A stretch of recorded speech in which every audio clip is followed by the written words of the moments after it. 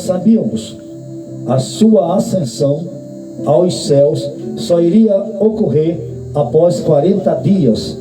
Como diz os estudos bíblicos, o Senhor, após a sua ressurreição, ainda apareceu aos seus discípulos durante o período de 40 dias. Amém? Falando com eles a respeito de coisas concernentes ao reino de Deus. Aleluia. Com 40 dias o Senhor ascende aos céus, e disse o apóstolo Paulo, escreve em sua epístola, que quase diante de quase 500 testemunhas, e o Senhor sobe em glória após ter dado esta ordem aos santos: ide por todo o mundo, pregai o evangelho a toda criatura. Amém?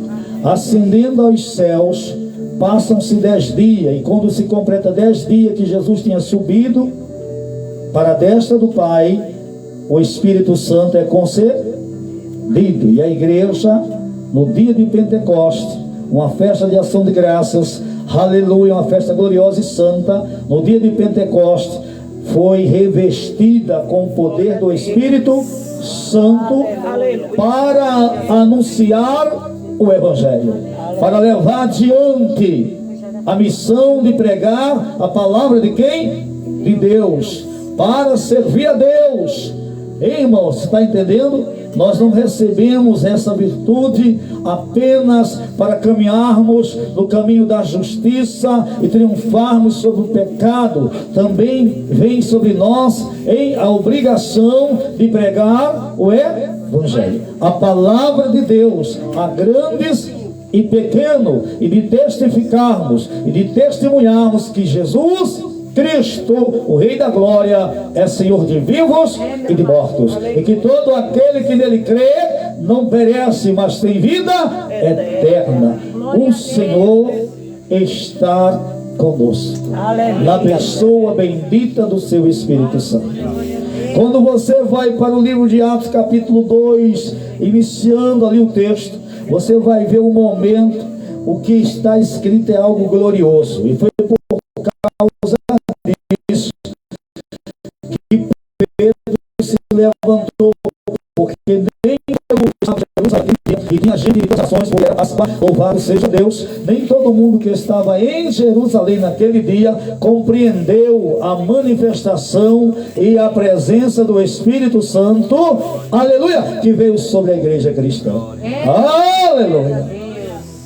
Então observe o que está escrito no capítulo 2 de Atos, diz assim: a descida do Espírito Santo, aleluia, diz que cumprindo-se o dia de Pentecostes, estavam todos reunidos no mesmo lugar, e de repente veio do céu um som, como de um vento veemente, impetuoso, e encheu toda a casa em que estavam assentados.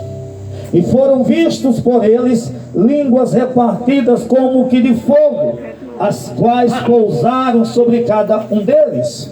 E todos foram cheios do Espírito Santo e começaram a falar em outras línguas, conforme o Espírito lhes concedia que falasse. Aleluia. Queridos, o irmão estava testificando da presença de Deus quando ele estava aqui, feliz, alegre, e nós sabemos que esta alegria vem da presença do Senhor. Quando Deus se faz presente, o que é que você vai ver? Sinais. O sobrenatural de Então, querido, o vento impetuoso, as línguas como de fogo, e quem estava ali viu, reunido. Não tem ali 500 pessoas, a Bíblia fala que em torno de 120 pessoas estavam reunidos naquele salão de adoração. Eles esperavam, irmãos, eles esperavam o cumprimento da promessa que Jesus havia feito em oração, reunidos como uma só pessoa, unidos como uma só família.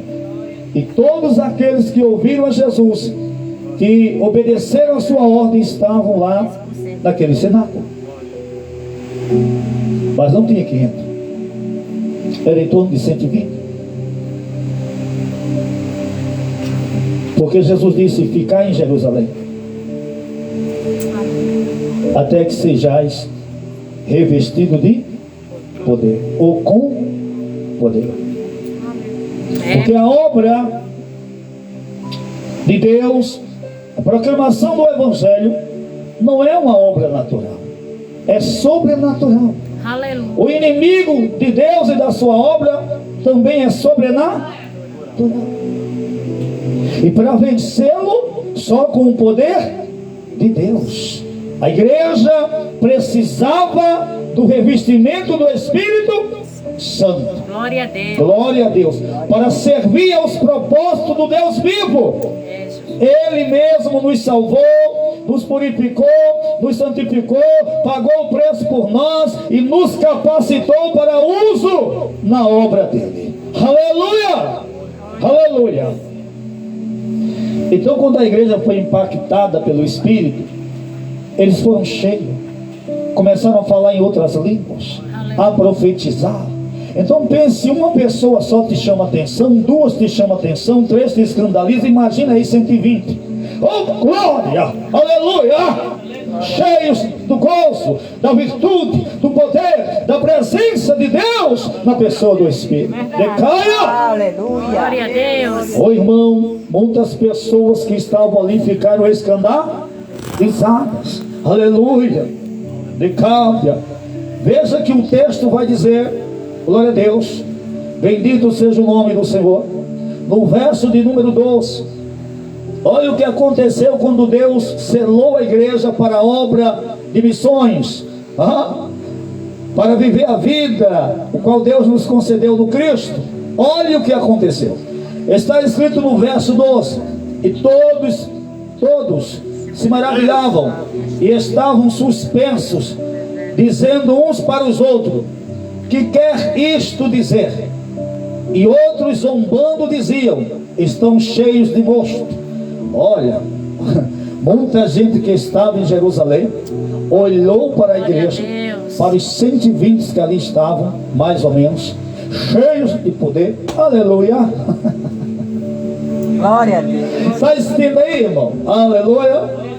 Cheios de poder, e Jesus já tinha dito: recebereis poder, aleluia, amém, para testemunhar, viu? E recebereis a virtude do Espírito. Glória a Deus. Sereis minhas testemunhas, Aleluia. na Judeia, em Jerusalém, em Samaria, até os confins da terra. Bacaia chama. E quem é o plano, o projeto é de Deus. Aleluia! E agora, irmão, o Espírito capacita. E agora está havendo ali um Pentecoste de poder e glória, porque Deus confirmou a sua promessa. Glória a Aleluia! Deus. E selou a sua igreja. Verdade. Então algumas pessoas ficaram assombradas por não entender que língua era aquela, ou que mover era aquele. O que é que está acontecendo? Então algumas pessoas começaram a pensar mal daquilo que não entendiam, e outros começaram até a zombar da igreja santa do Senhor. Quem zomba da igreja, zomba do dono da igreja, zomba da obra do Senhor. Tanto é que o pecado, aleluia, que Jesus falou que não tem perdão, é atribuir a obra do Espírito a Satanás. Quem pode discernir o Espírito, senão o próprio Espírito Santo? O homem não pode, se não tiver a ajuda de Deus, a discernir que tipo de Espírito está agindo em uma pessoa, a não ser que o Espírito de Deus lhe conceda o dom de discernimento de Espírito, que é um dom do Espírito. Ele capacita-nos, ele nos dá o discernimento espiritual para que tenhamos o conhecimento de que tipo de Espírito está habitando em tal pessoa.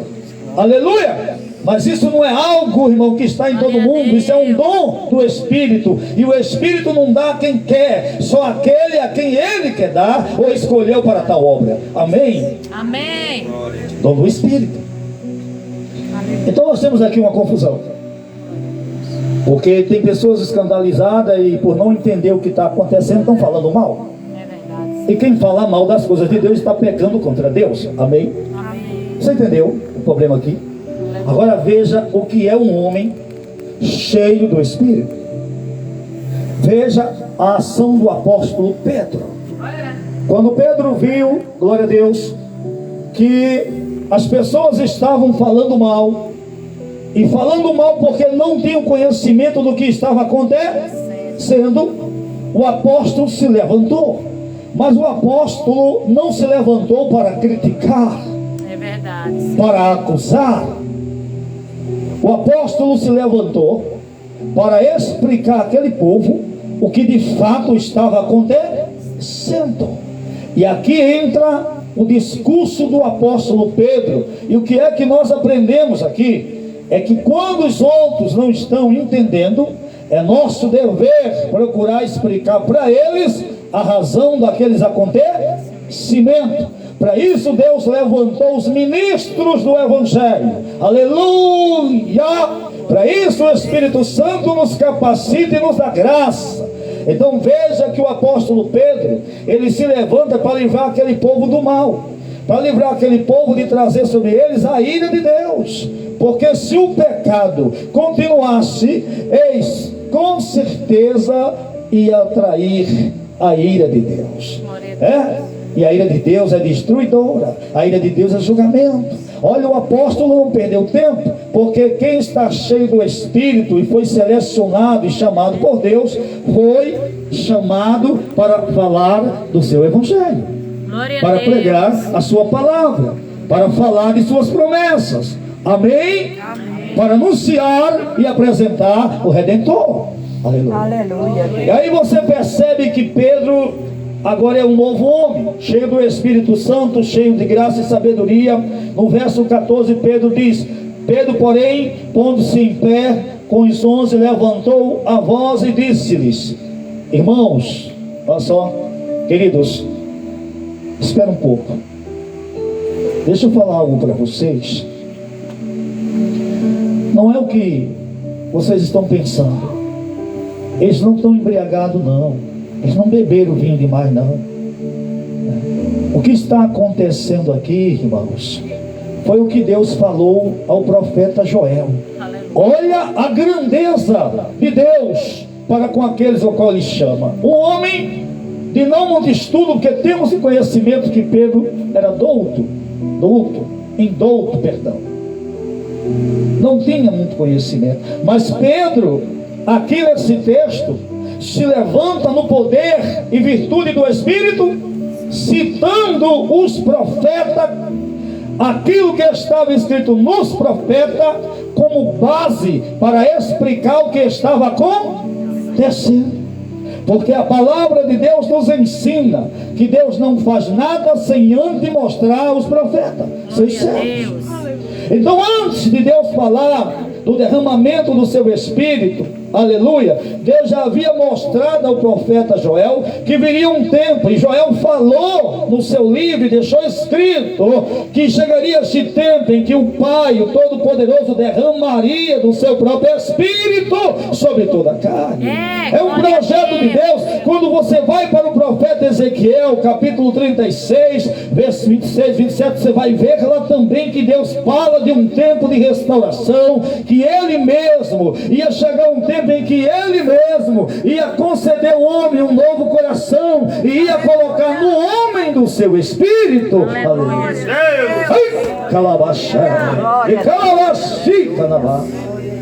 Então, um dia foi prometido e Pedro se levantou para dizer: amados irmãos, Deus cumpriu sua promessa. Ele prometeu e agora cumpriu a sua promessa. Estamos vivendo esse tempo qual o profeta Joel falou. Aleluia. O qual Deus anunciou através do seu servo, o profeta Joel. Olha, o apóstolo está explicando os acontecimentos e afirmando o cumprimento de uma promessa. Aleluia! Aleluia! Então veja, irmãos, que quando ele explica Coisa linda é quando ele vai para o verso 22 e diz assim: varões israelitas, escutai essas palavras. Escutem, meus filhos. Agora ele vai falar sobre Jesus. Observe o que ele vai dizer. A Jesus Nazareno, aleluia, varão aprovado por Deus, escolhido por Deus, aleluia, entre vós com maravilhas, prodígios e sinais, que Deus por ele fez no meio de vós, como vós mesmo bem sabeis. A este que vos foi entregue pelo determinado conselho e presença de Deus, tomando vós o crucificaste e mataste pelas mãos de injusto, ao qual Deus, quem é a igreja? Ao qual Deus ressuscitou, solta as ânsias da morte, pois não era possível que fosse retida por ela. Abaixo! Você está entendendo? Pedro se levanta e diz: queridos irmãos, esse a quem vocês condenaram injustamente, este a quem vocês rejeitaram com loucura, esse foi quem Deus escolheu e aprovou para esta grande obra de salvação. Ele ressuscitou. Não foi possível a morte retê-lo. Aleluia. Glória a Deus. Aleluia. Ai, canavacéia. Entenda o que Deus está falando. Olha a graça. Deus escolheu e Deus aprovou. E Pedro disse: ele realizou sinais, prodígios e maravilha em vosso meio. Aleluia. Glória a Deus. Porque foi este que o próprio Nicodemos, no capítulo 3 do Evangelho de João, aleluia, vai ter com ele, vai se encontrar com Jesus. E Nicodemos bem disse: sabemos que tu és enviado da parte de Deus. Observando os sinais, as maravilhas, irmão, que Deus operava através do seu filho Jesus. Nicodemos disse a Jesus: ninguém pode fazer estas coisas se Deus não for com ele. Ai, cheia, oh, canabacia, aleluia. Olha a porta da salvação aberta, olha a porta do reino aberta, olha a promessa que foi feita sendo cumprida, olha a salvação sendo oferecida. Deus, calava séria. Olha o Senhor falando: arrependei-vos de cavar. Vinde para o reino, vinde para Cristo, viva uma nova vida eterna com Deus. Aleluia, glória a Deus. Aleluia. Explicou, irmão. A morte não pôde detê-lo e nem pode, porque ele é a própria vida. Glória a Deus. Mas nunca se esqueça do que Pedro disse: Deus o escolheu para que ele fosse salvador de todo aquele que crê. Aleluia. Na vácia, a vontade de Deus é soberana. Em Atos dos Apóstolos, capítulo 4, verso 12, o apóstolo Pedro diz que debaixo dos céus não há nenhum outro nome dado entre os homens pelo qual importa que sejamos salvos, a não ser o nome de Jesus. A manecábia. Então esta salvação ainda está disponível, pois este evangelho ainda está sendo pregado, porque no tocar da sétima trombeta, com certeza se fecharão a porta da graça. Namande, decaia. Aleluia, glória a Querido, você que me ouve, você que está ouvindo esta palavra, Deus enviou a Cristo com essa missão salvífica. A coisa que mais Deus deseja salvar não é o nosso carro, não é a nossa casa, é a nossa alma. Aleluia. Ele derramou o seu sangue, Ele pagou o preço por cada um de nós. Salvar a nossa alma e nos livrar da condenação vindoura, do juízo final, da morte eterna, porque Ele nos promete em Cristo mansões celestiais. Em Cristo temos a promessa da eternidade com o próprio Deus. E quando confessamos Jesus, aceitamos Jesus como Senhor e Salvador da nossa vida, essa vida eterna já começa na terra com esse Deus vivo e todo-poderoso. Então você precisa entender isso, que essa graça não é só para o pastor Mar, não é só para os... Observar o de número 37. O pessoal, quando ouviu o discurso de Pedro, alabaxa, Glória a Deus. ficou preocupado, porque entenderam que tinham errado contra